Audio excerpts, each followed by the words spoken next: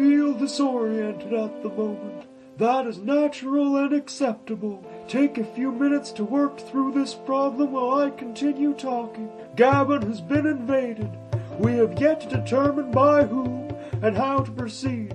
We have, however, identified the 6 of you as some of the greatest scientists and investigative police officers the world over. As the government, we require you to solve this mystery and save Gabon from its ensuing doom.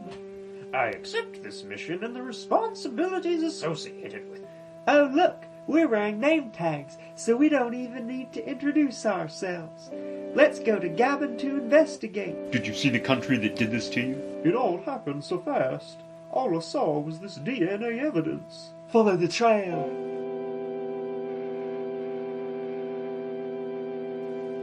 Blasts! It ends here. Sad. Wait, if we take this evidence to that lab over there, we'll be able to determine its source, I bet.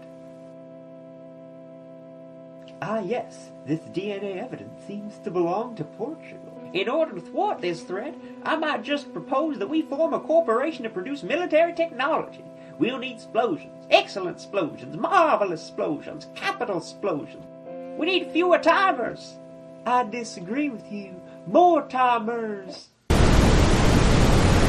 Ah! This is futile. We've made bombs, rockets, hammers, nails, sticks and stones. These are not weapons of precision. We are nothing more than children scooping sea corns at recess. We need weapons of the mind. Once, when I was visiting Maine, I saw an apple tree on top of a hill. I went to climb the hill, but halfway up I fell and broke my torso. There were 2 men on a nearby hill, a lawyer and a barber, one of whom was a doctor. They heard me fall and ran to my side. The doctor immediately reached for his pouch to grab one of his remedies, but the other one stopped him. "Wait just a moment, my friend," he said. "I see an opportunity here. This man will owe us his life if we help him.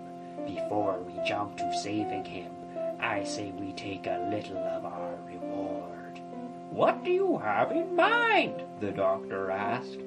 "Well, see that tree at the top of the hill there? I say we have him fetch us a single apple. Then he can receive our services." They had a brief tussle, but the one who was not a doctor came out on top.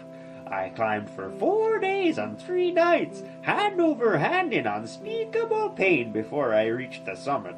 I shook the trunk of the tree with what strength I had left, and an apple, a single apple, fell into my hand.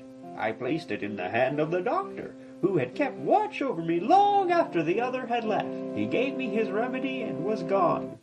I believe we need an agreement between Gabon and Portugal, one from which all can benefit. A treaty across the Atlantic? Impossible. No, not impossible. Once, when I wore a younger man's clothes, I built a device for just such a purpose. An Atlantic treaty machine. I never really thought I'd have to use it, but, well, follow me. All we have to do now is wait for them to sign it.